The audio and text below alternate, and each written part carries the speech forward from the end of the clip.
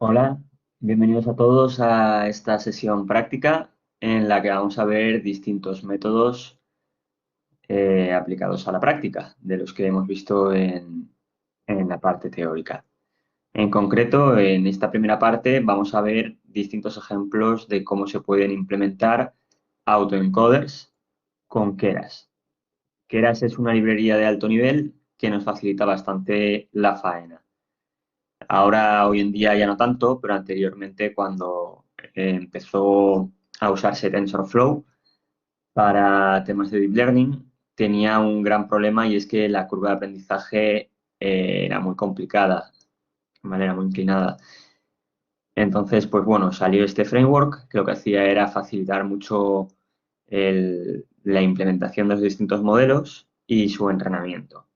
A día de hoy realmente se encuentra incluido dentro de TensorFlow y se suele hablar indistintamente. Yo la verdad es que ya no recomiendo que os instaléis Keras, sino que os instaléis TensorFlow y que accedáis a Keras a través de tf.keras, ¿vale? No obstante, en esta práctica lo voy a hacer utilizando el propio framework de Keras para, para que veáis que también se puede. Es exactamente lo mismo, ¿vale? Lo único que hay que hacer es cambiar Keras por tf.keras. Vale, pues tras esta primera introducción, vamos a pasar al primer ejemplo en el que vamos a implementar un primer autoencoder. Antes de implementarlo, me gustaría recordar brevemente en qué consiste un autoencoder. No sé si lo recordaréis, pero básicamente era una arquitectura que tenía dos módulos, una llamada encoder y otra llamada decoder, en la que nosotros le introducíamos datos al encoder. Este comprimía esos datos y obtenía una representación comprimida o una codificación comprimida de los datos originales. Y luego se los pasábamos al decoder, que trataba de coger esos datos comprimidos y reconstruir la entrada lo mejor posible. ¿De acuerdo? Vale, entonces a lo largo de esta práctica vamos a hacer lo siguiente. Vamos a empezar con un autoencoder muy simple, en el que tanto el encoder como el decoder van a tener una única capa, ¿vale? Y esta capa además va a ser de tipo densa. Luego complicaremos un poco la estructura añadiendo más capas. Tened en cuenta, eso sí, que se trata de una arquitectura simétrica, que si el encoder tiene 4, 8, 12, 48 capas, el decoder va a tener las mismas, por lo general, ¿vale? Salvo contadas excepciones y en casos justificados. Y tras esto, veremos que realmente cuando estamos trabajando con datos bidimensionales, conviene más utilizar capas convolucionales. Entonces, implementaremos también un autoencoder de tipo convolucional. Por último, daremos un pasito más y implementaremos un autoencoder convolucional que nos va a resolver un problema típico en el ámbito de la imagen, que es la reducción de ruido o la eliminación de ruido. Generaremos unos datos con ruido y tras ello intentaremos aplicar un autoencoder convolucional para eliminar ese ruido y recobrar las imágenes originales. ¿De acuerdo? Pues nada, vamos a comenzar. Fijaos, yo voy a ir explicando poco a poco el código para que lo tengáis en cuenta. Lo primero que hagamos, o lo primero que tenemos que hacer, en este caso, antes de nada, es venir a Edit, Notebook Settings y asegurarnos de que tenemos o bien GPU o TPU seleccionada. En este caso, da igual la que seleccionemos, ¿vale? Yo voy a seleccionar TPU, por ejemplo. Lo que permite esto es acelerar el entrenamiento, ¿vale? Ahora cuando son autoencoders con capas densas, no se nota tanto, pero cuando le empecemos a meter capas convolucionales o cuando empecemos a hacer el autoencoder más profundo, añadiéndole capas, sí que lo vamos a notar. Con lo cual es importante que no se nos olvide esto. ¿De acuerdo? Una vez hecho eso, podemos empezar con el código en sí. Lo primero que vamos a hacer va a ser importar Keras. Recordad que os he dicho que hoy en día Keras es parte de TensorFlow, con lo cual si quisiéramos utilizar Keras dentro de TensorFlow sería tan fácil como sustituir Keras por tf.keras en todos los sitios que apareciera, ¿vale? En este caso lo voy a dejar así. Vamos a definir las dimensiones de nuestro bottleneck o del espacio latente. En este caso, nuestro input van a ser imágenes de 784 elementos. ¿Por qué? Porque son imágenes de 28 por 28 píxeles, 28 por 28 da 784, ¿vale? Y como estamos trabajando con capas densas, no le podemos introducir datos bidimensionales. Entonces lo que hacemos es un flatten de esas imágenes para ponerlas en formato vector, ¿vale? Por eso el input es de 784 dimensiones. Con lo cual, lo que vamos a intentar conseguir con nuestro autoencoder es pasar de 784 dimensiones a 32 y después de 32 de nuevo a 784 dimensiones. Y con eso tratar de encontrar las imágenes originales cometiendo el menor error posible. ¿Vale? Si os dais cuenta, aquí tenemos la capa de entrada por donde van a entrar los 784 píxeles de cada imagen. Luego tenemos una capa densa, que es la que nos va a comprimir la información. Esto es el encoder. ¿Vale? Si quisiéramos añadirle capas, pues tendríamos que añadir capas aquí. Luego tenemos el decoder, que lo que hace es utilizar la salida del encoder para obtener la imagen reconstruida. Y nuestro modelo va a consistir en la entrada, que en este caso van a ser los 784 píxeles, y la salida, ¿vale? Aquí este elemento de aquí son los inputs y este elemento de aquí son los outputs, ¿de acuerdo? Con lo cual, si ejecutamos esto,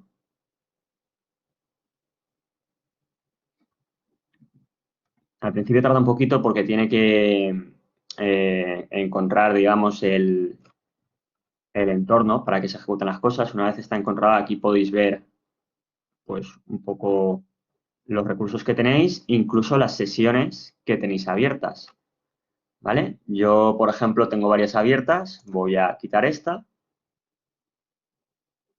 No me hace falta. Y así me aseguro de que me va a funcionar bien. Puede ser que os salte un mensaje alguna vez diciendo, tenéis demasiadas sesiones abiertas, eliminad alguna. Bueno, pues cogéis las que no estáis utilizando y las cerráis, ¿vale? Perfecto, pues nada, daos cuenta también, que esto sí que es importante, que el encoder, la función de activación que tiene es de tipo ReLU, ¿vale? No pongáis una función de activación de tipo sigmoid en el encoder, porque lo que estáis haciendo es reducir mucho las posibilidades de codificación de dicho encoder. Recordad que la función sigmoide satura entre 0 y 1, con lo cual vais a intentar comprimir la información de 784 elementos a 32, y no solo eso, sino que además lo vais a intentar meter entre 0 y 1, ¿vale? En un principio, si los datos de entrada estuvieran entre 0 y 1, no debería haber problema, pero es mejor utilizar la función de activación de tipo ReLU porque además entrena más rápido, ¿vale? Mejora la convergencia. Sin embargo, luego para la salida sí que podemos utilizar una función de activación de tipo sigmoid, ¿vale? ¿Por qué? Porque vamos a pedirle precisamente eso, que nos devuelva datos entre 0 y 1, donde 0 va a ser el negro y 1 va a ser el blanco. Ahora luego visualizaremos las imágenes para que entendáis qué es lo que estamos haciendo. Entonces ya tenemos el autoencoder definido, ¿de acuerdo? Luego vamos a crearnos la mitad del módulo únicamente, es decir, solamente el encoder. Aquí lo podéis ver, ¿vale? El encoder lo que hace es que coge las imágenes y las comprime. Entonces, ejecutamos esto también y ya lo tenemos, ¿vale?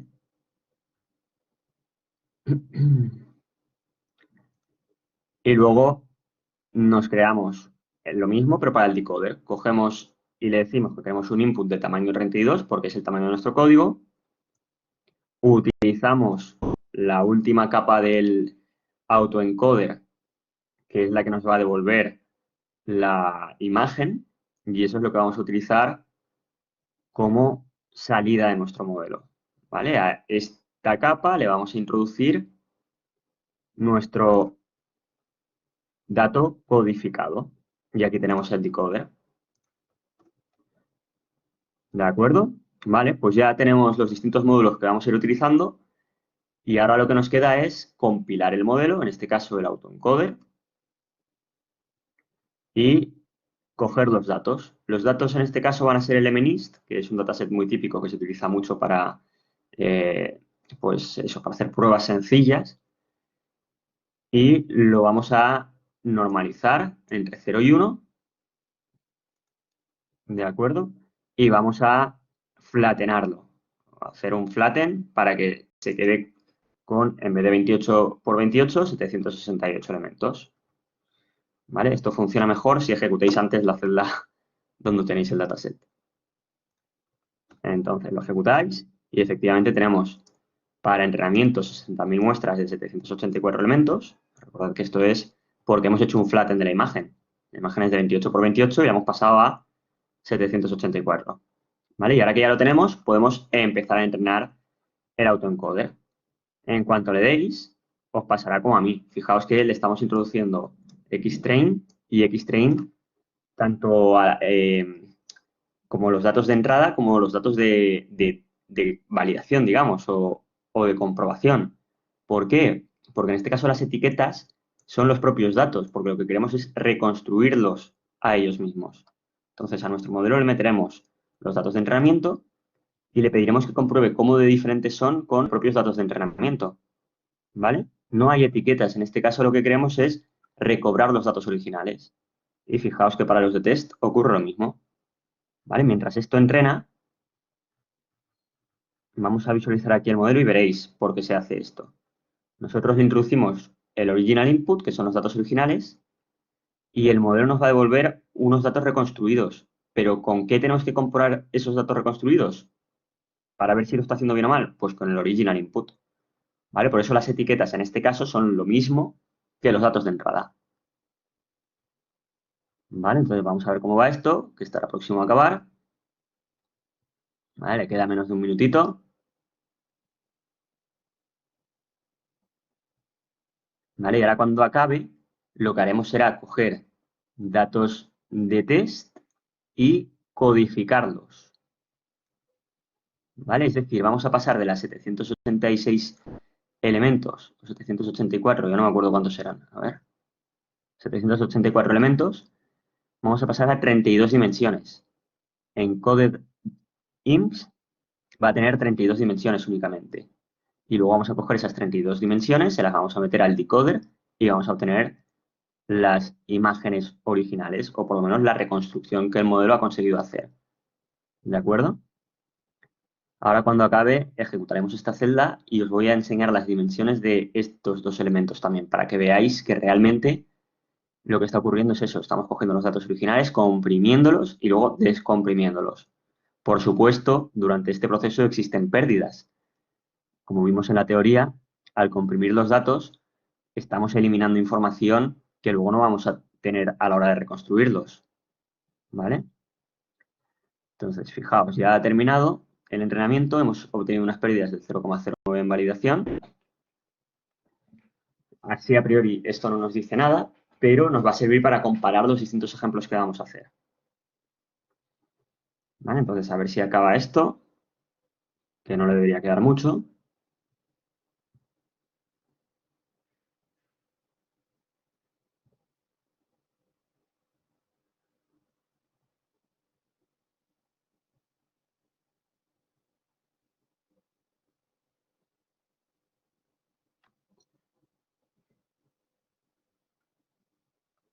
¿Vale? Y en cuanto acabe, ejecutaremos esta celda también, que ya le he dado a ejecutar para que en cuanto acabe se ponga. Y esta celda es la que realmente nos va a dar los resultados para el conjunto de test. ¿De acuerdo?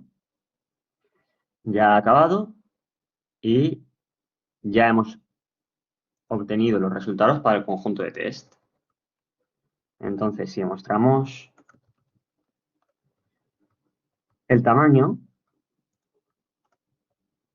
fijaos que en este caso las 10.000 muestras de test se han comprimido a 32. ¿De acuerdo? Si lo quisiéramos visualizar,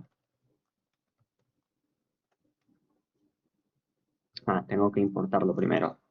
Y no sé si me va a dejar porque 10.000 es mucho.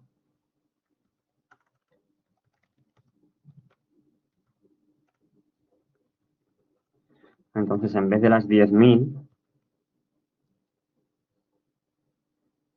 vamos a mostrar solo 100 muestras. ¿Vale? Aquí lo que estamos viendo, 100 son muchas, vamos a bajarlo a 10 para que nos quede más claro. ¿Vale? Lo que estamos viendo es la codificación de cada imagen. La fila 0 es la imagen 0, que la voy a poner aquí también para que la veamos.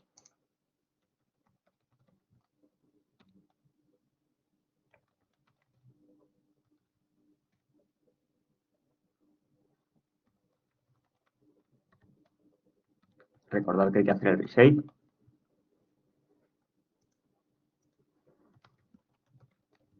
Que si no, no sale. ¿Vale? Entonces, y aquí así. Perfecto. No, no se ve bien. Bueno, pues como estaba antes. Vale, entonces este 7, esta imagen de un 7, ha sido comprimida a esta primera fila.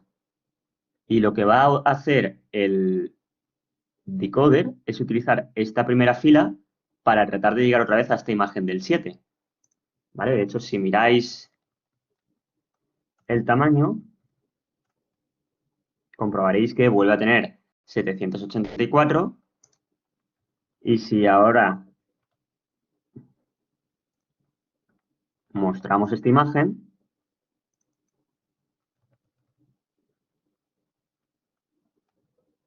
fijaos que, en efecto, ha sido capaz de pasar del 7 a esta representación comprimida y de esta representación comprimida otra vez a los datos originales.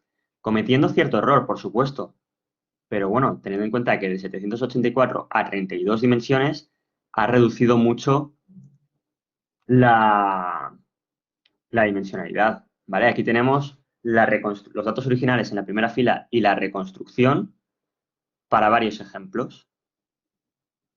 Fijaos que realmente está funcionando bastante bien, con únicamente una capa por módulo, ¿vale? Recordad, que lo hemos definido aquí arriba antes, que nuestro modelo es simplemente una capa densa,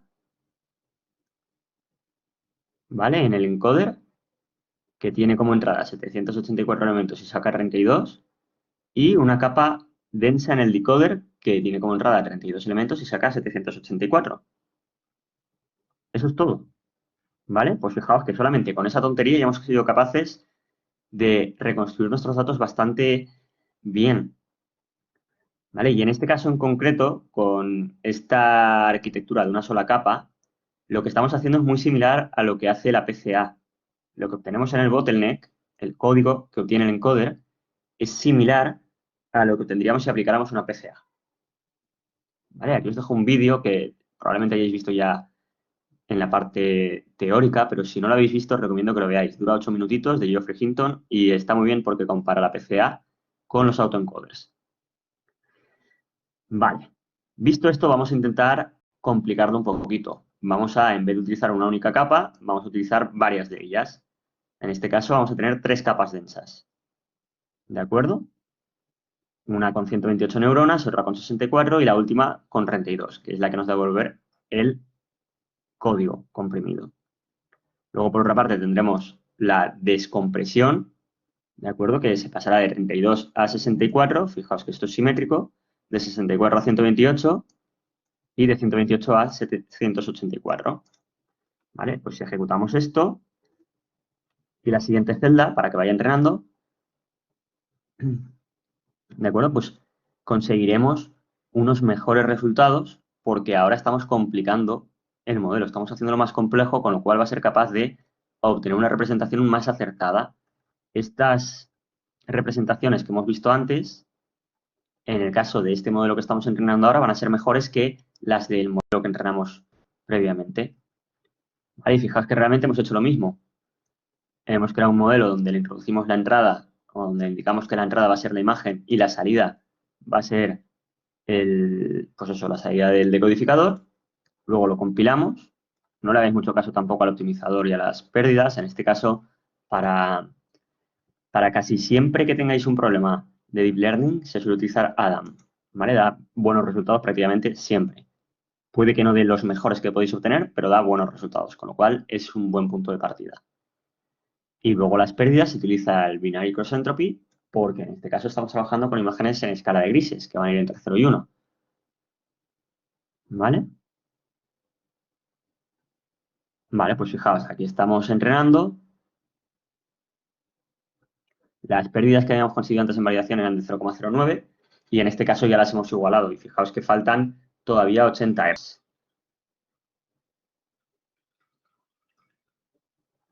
¿Vale? Entonces vamos a dejar esto un poquito, tardará unos minutitos y cuando acabe vais a ver que efectivamente hemos obtenido unos resultados un poquito mejores que los anteriores. ¿Vale? Voy a ir copiando y pegando el código para visualizar los datos.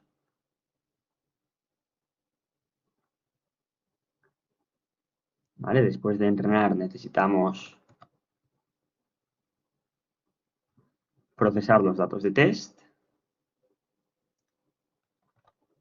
Hacemos igual que hemos hecho antes. ¿Vale? El encoder va a tener como entrada los datos de test, producirá la representación comprimida y el decoder va a tener como entrada los datos comprimidos y producirá la reconstrucción de la entrada. Tras eso, visualizaremos, igual que hemos hecho antes,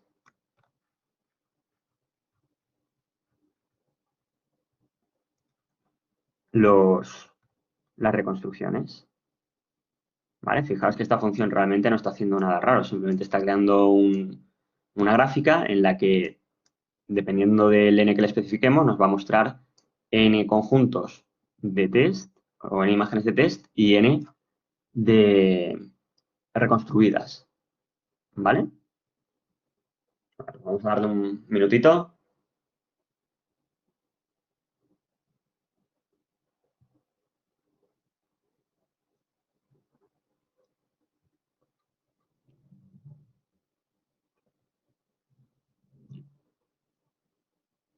Bueno, como esto ya está aquí escrito, pues os dais cuenta de que efectivamente esta arquitectura va a mejorar un poquito los resultados. Ya mirando aquí se puede ver cómo las pérdidas de validación ya han mejorado. ¿De acuerdo? Y efectivamente, pues no sé si lo llegaremos a notar porque realmente las imágenes que estamos trabajando, o con las que estamos trabajando, mejor dicho, son bastante sencillas.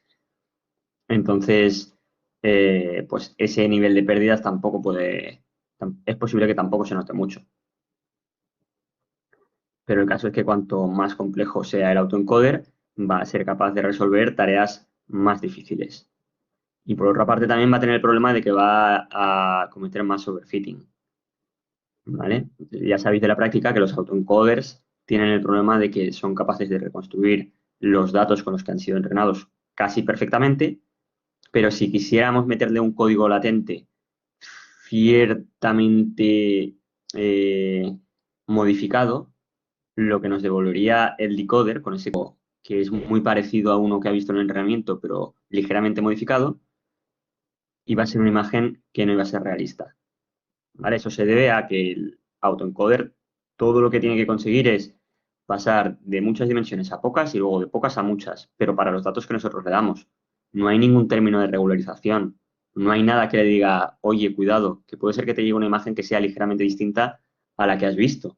Necesito que también me la comprimas bien en un código latente que sea muy similar al de la primera imagen, pero un poquito diferente, para que tenga en cuenta esa ligera diferencia entre las imágenes de entrada. Y luego el decoder tiene que ser capaz de, viendo ese código latente un poco o ligeramente diferente, reconstruir la entrada de una forma realista, ¿vale? Eso con los autoencoders no pasa. El problema se resuelve con los autoencoders variacionales, que los vamos a ver a continuación, ¿vale? Ahora de momento nos queda un poquito. Esto, pues bueno, si podéis pasarlo más rápido, tampoco pasa nada porque al final no puedo hacer más, ¿vale? Como quiero que veáis que efectivamente no os estoy engañando, quiero que veáis el entrenamiento. Entonces, pues nada, de vez en cuando va a haber 2 o 3 minutitos de esperar a que termine de entrenar. Este mundo es así, ¿vale? Y ojalá fuera siempre 2 o 3 minutos. Luego cuando llegas a la vida real es, en vez de 2 o 3 minutos, a lo mejor son 2 o 3 días y ahí es cuando aprendes a ser paciente. Por eso es muy importante que cuando pongáis a entrenar un modelo, sobre todo si es complejo, lo hayáis probado antes.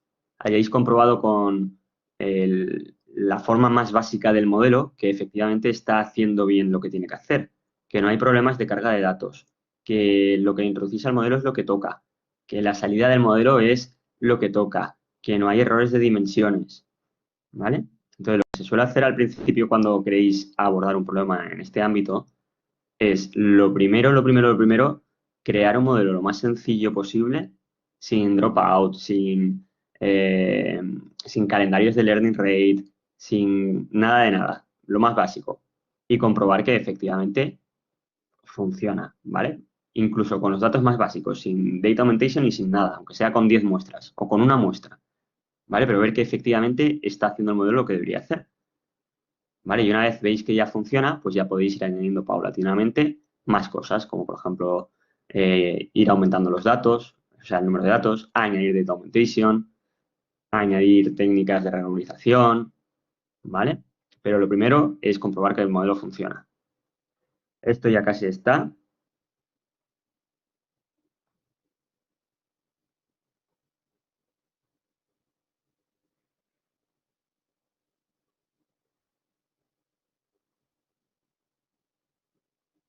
Si por alguna de aquellas a vosotros os tarda más de 4 segundos por iteración, tened en cuenta que puede ser que sea porque no hayáis especificado aquí en Notebook Settings que queréis un acelerador de hardware. ¿Vale? Es muy importante que sobre todo ya a partir de este punto lo tengáis habilitado. Si no, pues en vez de, no sé, que habremos estado 5 minutos esperando a que acabe, igual os tiráis 50. ¿Vale? Lo notaréis enseguida, o sea que no os preocupéis. Si veis que ejecutáis y va muy lento, lo paráis, cambiáis el hardware accelerator y lo volvéis a ejecutar.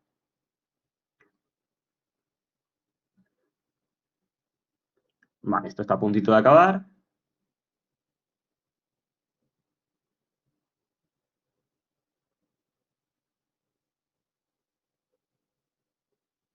Vale, ya ha acabado. Pues lo que vamos a hacer es visualizarlo. Fijaos que en este caso hemos obtenido también las imágenes reconstruidas. A simple vista quizá no vemos gran diferencia, pero las pérdidas sí que han bajado a 0,8, ¿vale? Cuando antes estaban en 0,9, 0,09, ¿vale? Perfecto.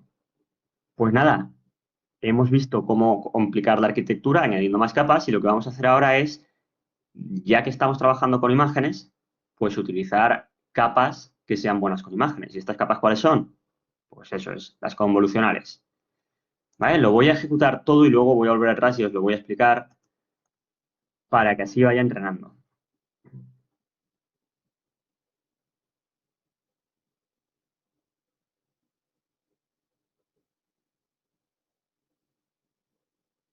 Vale, esto no me cuadra. Que tarde tanto. Vamos a cambiarlo. Si os pasa lo mismo, cambiarlo a GPU, ¿vale? En GPU es más rápido. Entonces, nada, volvemos a ejecutar desde aquí.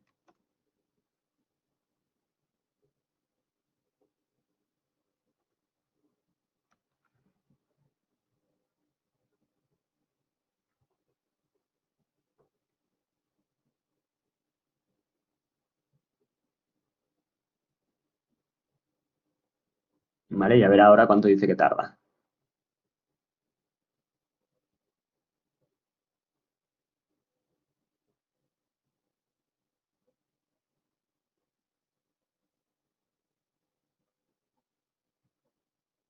Es normal que tarde, sobre todo en la primera época, porque está pasando el modelo a la GPU, está creando los datos, ¿vale? Fijaos la diferencia. 50 segundos de antes a 3 segundos. ¿Vale? Eso ya es otra cosa. Vale, pues entonces vamos a ver cómo funcionan las convolucionales. Mirad que el primer cambio es que la entrada ya no son los 784 elementos, sino que ahora sí que lo estamos visualizando en 2 dimensiones. De hecho, en 3. ¿Vale? ¿Por qué? Porque imaginaos que tenéis imágenes en color. Pues bastaría cambiar este último número de 1 a 3. Las imágenes en color son matrices tridimensionales. ¿Vale? Sería 28 por 28 por 3. Un canal por cada color, R, G y B. ¿Vale? Rojo, verde y azul. Lo siguiente que hacemos es crear nuestra arquitectura. Daos cuenta de que esto es una arquitectura convolucional como otra cualquiera. Si aquí ya pusiéramos un flatten y luego un par de capas densas que acabara con 10 neuronas, podría ser un clasificador de un dataset en 10 clases.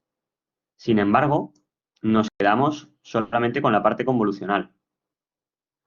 ¿Vale? Esto lo que hace es que pasamos de la entrada que tenemos 28 por 28 píxeles a una representación que tendremos 4 por 4 píxeles y 8 canales.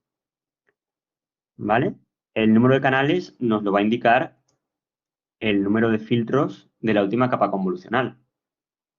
Las capas max pooling lo que hacen es simplemente diezmar los resultados.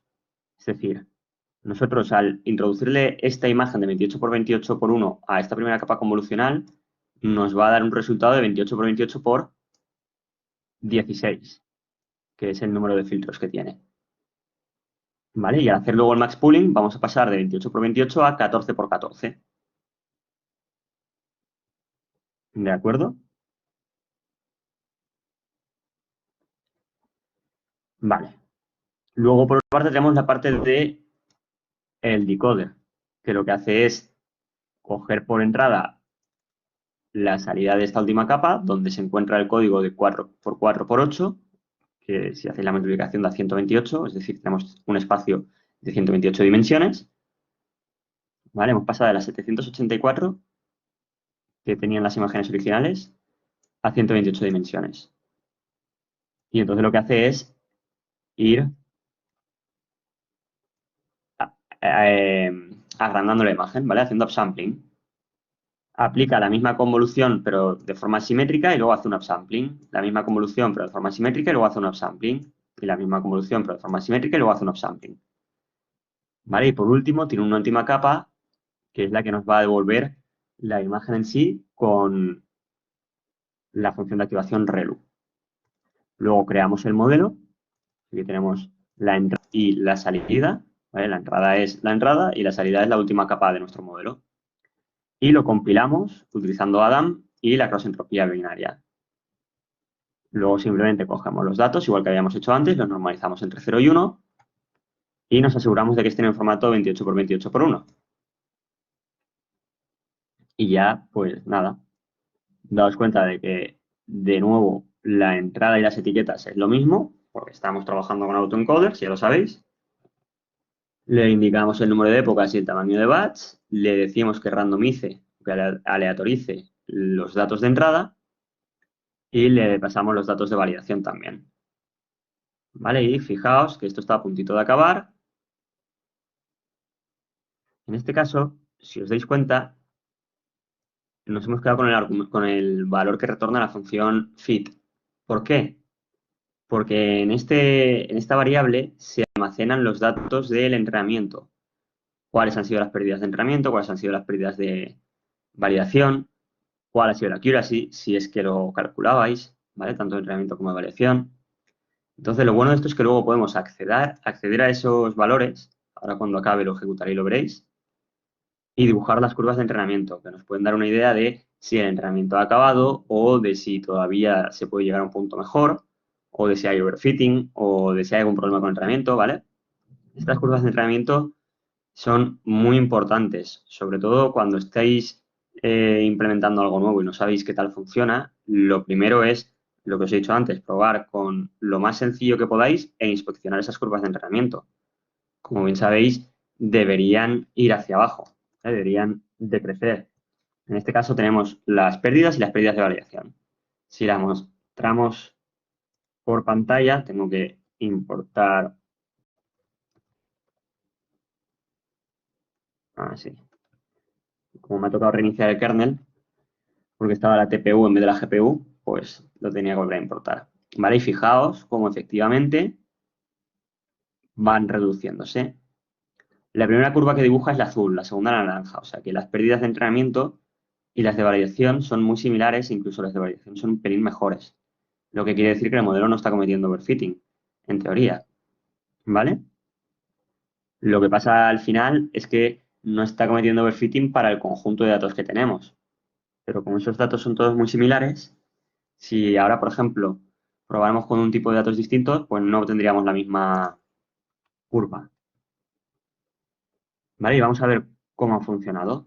Fijaos que en este caso funciona mejor, ¿vale? El 5, que antes salía muy regular, el 9, está funcionando bastante mejor. ¿Vale? Aquí el 5 y el 9, si bajamos otra vez y los visualizamos, daos cuenta de que en este caso lo hace mejor. ¿Vale? Además, podemos visualizar también el código latente, que son lo que produce el encoder. El encoder producía datos con dimensiones 8x8x4. ¿Vale? Lo tenemos aquí arriba.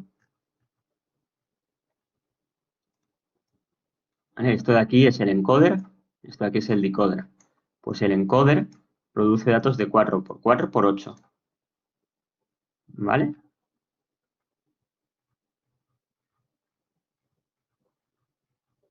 Entonces podemos visualizar esos datos. Fijaos que para poder visualizarlo lo que hemos hecho ha sido eh, pasarlo a forma 4x32. Entonces, para cada imagen tenemos una columna que es, digamos, su codificación. Esto tiene 128 elementos, ¿vale? 8x8x4. Y con esto es con lo que el decoder es capaz de reconstruir los datos de, de entrada, ¿vale? Perfecto. Pues nada, vamos a pasar a una nueva tarea que me gusta mucho y que es una aplicación de los métodos generativos. Y esta es la reducción de ruido en imágenes. Vamos a cargar nuestros datos y le vamos a añadir ruido, ¿vale? Y luego vamos a asegurarnos que los datos no tengan valores fuera de 0 y 1. Entonces, si ejecutamos esta celda y visualizamos los datos, fijaos que ahora nuestros datos tienen esta apariencia.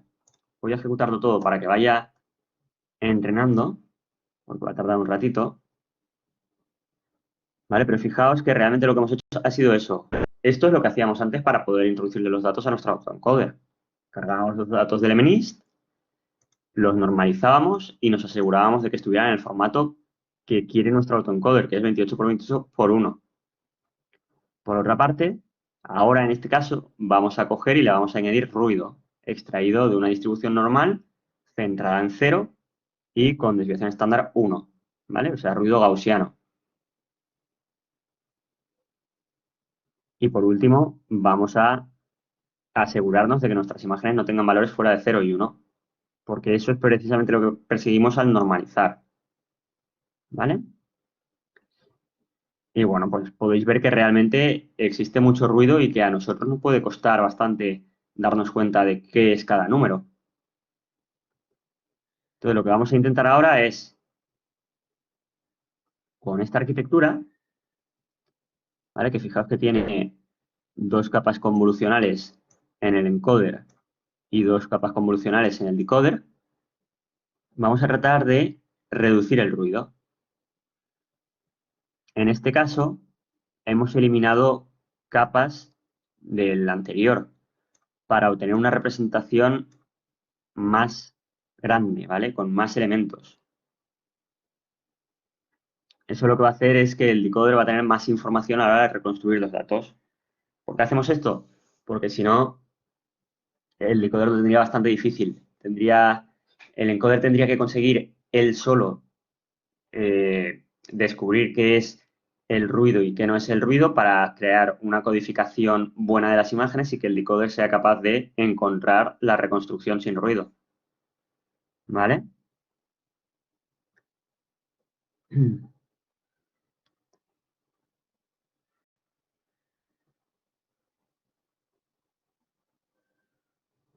Entonces, pues bueno, esto sigue aquí entrenando, va a tardar un ratito más. En cuanto acabe, visualizaremos las pérdidas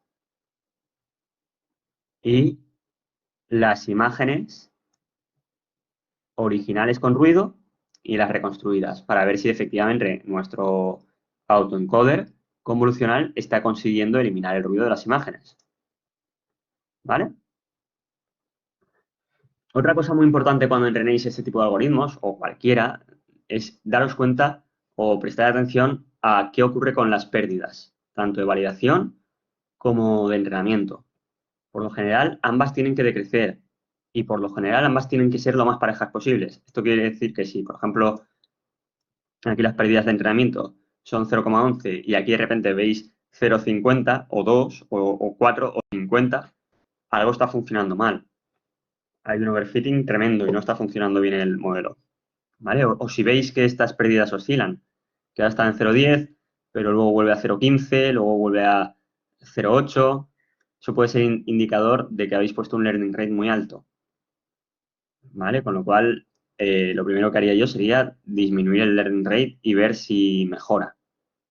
Porque al final lo que tenemos que conseguir es una curva, digamos, monótonamente decreciente, que siempre baje, ¿vale? O por lo menos, aunque tenga un pequeño rizado, pero que siempre en media, en tendencia, vaya hacia abajo.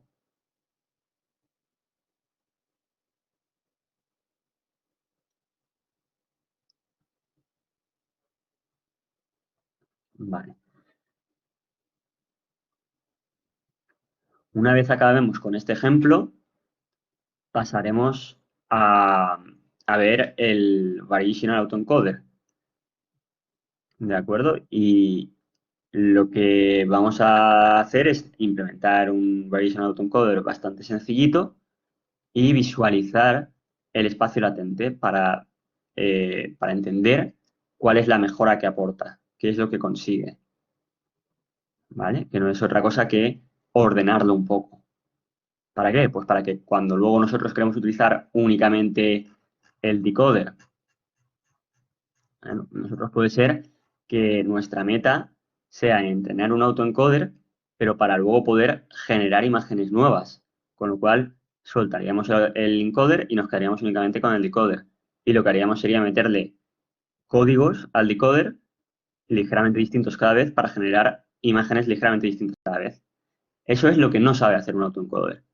¿Por qué? Porque hay mucho overfitting. Entonces, ajusta muy bien sus pesos para ser capaz de reconstruir los datos con los que ha sido entrenado. Pero en cuanto modificas ligeramente esos datos y el código varía, pues ya no es capaz de reconstruir la entrada un poco modificada, sino que reconstruiría algo que no tendría demasiado que ver. ¿Vale? Eso es lo que arregla los autoencoders variacionales. ¿Por qué? Pues porque, como ya habéis visto en la teoría, introducen una mejora aquí en el bottleneck, que es que en vez de predecir un punto del espacio latente, predice una distribución. Es decir, nos está dando una serie de posibilidades de puntos latentes, con lo cual nosotros lo que tenemos que hacer al final es muestrear esa distribución de probabilidad, obtener una muestra, un punto, pasárselo al decoder y el decoder nos devolverá la imagen reconstruida. Como el Variational Autoencoder tiene también la función de pérdidas L2 o L1, dependiendo de cómo queramos hacer, nos va a obligar a que cada uno de esos muestreos de la función de densidad de probabilidad que hemos creado aquí, cada uno de esos muestreos produzca una imagen similar o lo más parecido posible a la entrada. ¿Qué estamos haciendo con eso? Pues que no solamente el punto en concreto del espacio latente me genere un dato parecido al de la entrada, sino que el punto en concreto, que sería la media, ¿vale? Recordad que el autoencoder variacional nos devuelve la media y la desviación estándar. Entonces, el punto en concreto, que sería la media, estaría aquí, pero gracias a las desviaciones estándar, pues no solamente ese punto en concreto, sino que todo el vecindario de ese punto va a producir una imagen similar a la de la entrada. ¿Vale? Y cuando tengamos varias clases, pues cada clase tendrá una media distinta y cada clase tendrá también una desviación estándar distinta, con lo cual seremos capaces de tener un espacio centrado en cero y de forma gaussiana, porque al final nosotros estamos pretendiendo que la distribución que predice el encoder sea similar a una normal, centrada en cero y con desviación estándar igual a 1. ¿Vale? Entonces al final tenemos nuestros datos ahí centrados y se podrá viajar por ese espacio latente porque será más regular, será más suave y nos permitirá producir imágenes que, aunque serán más borrosas que las que conseguiría un autoencoder, a cambio nos dará esa facilidad para generar imágenes similares que todavía sean realistas, ¿vale? Eso lo vamos a ver ahora enseguida a continuación. Vamos a ver si ha acabado ya el entrenamiento.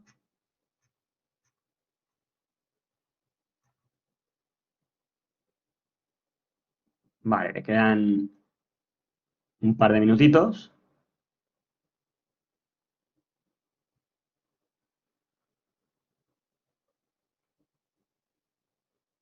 Y en cuanto acabe veremos, aunque ya se he hecho aquí un spoiler, si efectivamente hemos conseguido reducir el ruido o no.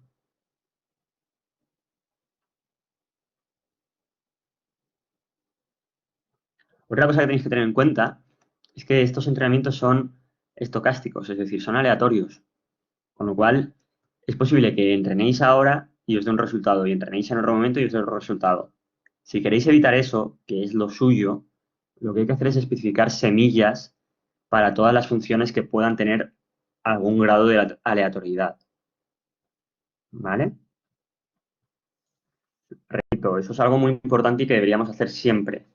Por lo menos siempre que hagamos ejemplos que luego queramos comprobar o comparar con algo. ¿Vale? Porque si tú cada vez que ejecutas algo te va a dar un resultado distinto, pues va a ser difícil de comparar. Entonces, por eso se persigue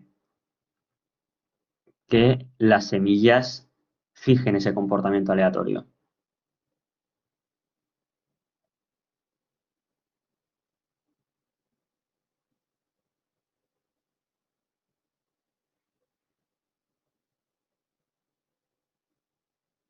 ¿Vale? Ya casi está.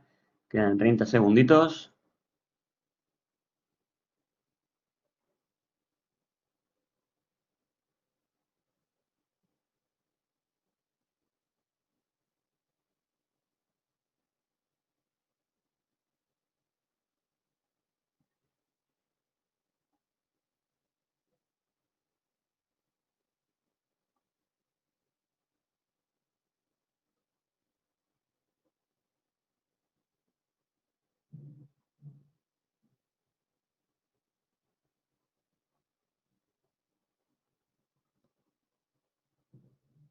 ¿Vale? Perfecto, aquí lo vemos. Fijaos que las curvas, como os he dicho, tanto la de entrenamiento como la de validación, bajan. ¿Vale? Podéis ver que el comportamiento de la curva naranja, que es la de validación, es un poco más, tiene más picos, ¿vale? Como más rizado. Esto es algo normal. Tened en cuenta que los datos que estáis utilizando para optimizar los pesos de la red son los de entrenamiento. Entonces, como los de validación son ligeramente distintos, pues habrá veces que el paso que da la red al actualizar los pesos sea buena para esos datos de validación, pero habrá veces que sea buena únicamente para los de entrenamiento, ¿vale? Y ahí es cuando sube las pérdidas de validación. Lo importante es que al final pues consigamos que estén lo más parejas posibles, ¿vale? Y vamos a ver si efectivamente hemos conseguido reducir el ruido, ¿vale? Fijaos, mirad qué maravilla. Hemos pasado de imágenes que prácticamente, pues bueno, en mi opinión era muy, muy difícil saber de qué número se trataba. Y fijaos que lo que obtenemos es imágenes completamente nítidas. ¿Vale? Perfecto. Pues hasta aquí la parte de autoencoders.